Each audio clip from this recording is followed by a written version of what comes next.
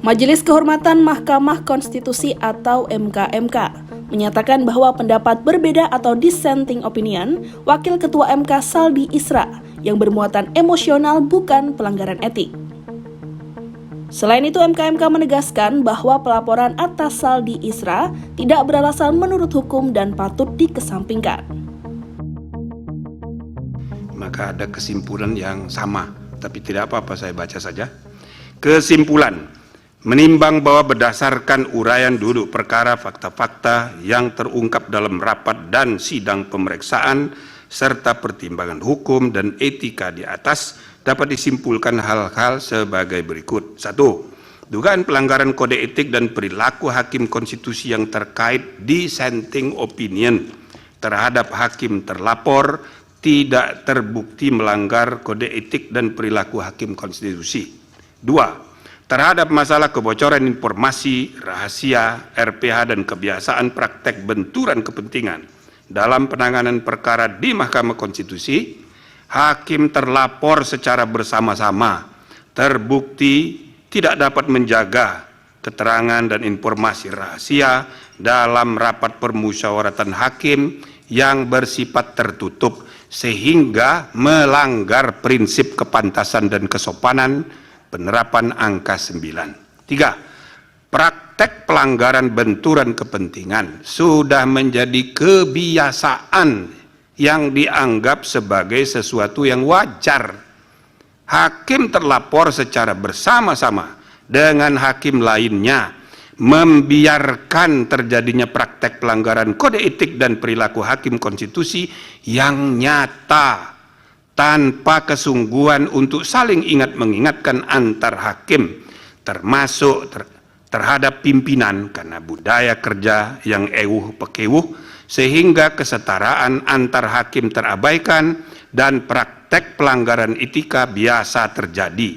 Dengan demikian, hakim terlapor secara bersama-sama terbukti melanggar Sabta Karsa Utama, prinsip kepantasan dan kesopanan penerapan angka 1.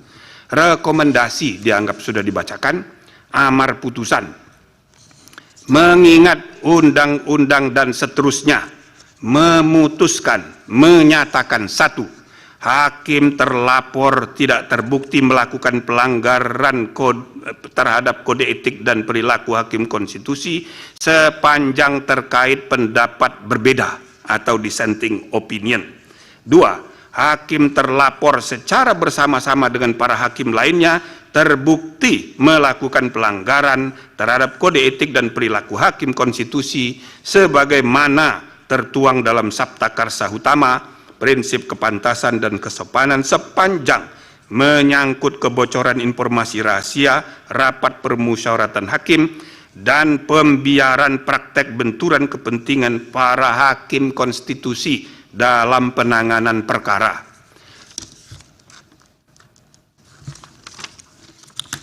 3. Menjatuhkan sanksi teguran lisan secara kolektif terhadap hakim terlapor dan hakim konstitusi lainnya. Demikian diputus dalam rapat Majelis Kehormatan oleh 3 anggota Majelis Kehormatan dan seterusnya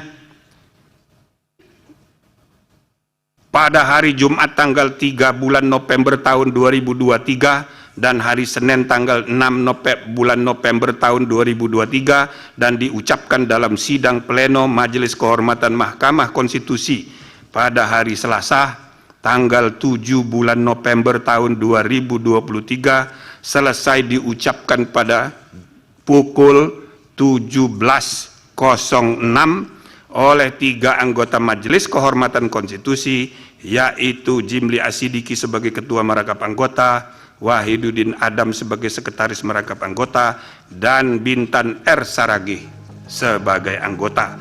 Demikian ditandatangani. Lanjut.